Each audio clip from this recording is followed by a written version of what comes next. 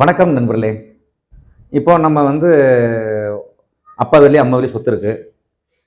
அவங்க காலமாயிடுறாங்க. இல்லை தாத்தா அப்படி பேர் சொத்து இருக்கு, காலமாயிடுறாங்க. அவங்க வாரிசுகளுக்குள்ள பாகப்பிரிவினை பண்ணலாம் ஒரு மெத்தேடு.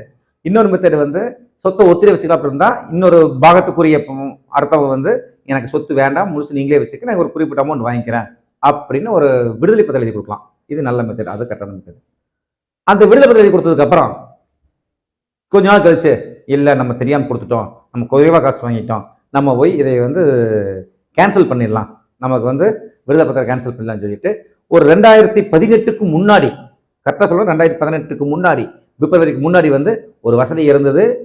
நீங்கள் போய் நான் எழுதி வச்சுருந்தேன், நான் கேன்சல் பண்ணேன்னா ஒரு கேன்சல் அதே மாதிரி ஒரு 50 ரூபா பணத்தை கட்டி கேன்சல் எழுதி வைக்கிற மெத்தட் இருந்தது.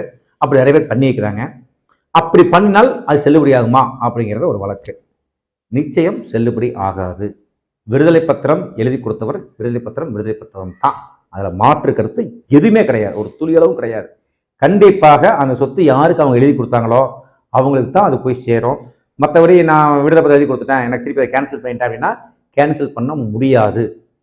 தெளிவான கோர்ட் ஆர்டர் இருக்குது, நீங்கள் கேன்சல் பண்ண முடியாது. பல வழக்குகள் வந்திருக்கு, இப்போ நானும் கேள்விப்பட்டிருக்கிறேன்.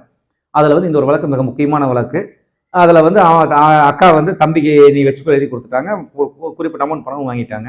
இப்போ அவங்க தம்பிக்கே தெரியாமல் போய் நான் கேன்சல் பண்ணிட்டு வந்துட்டாங்க.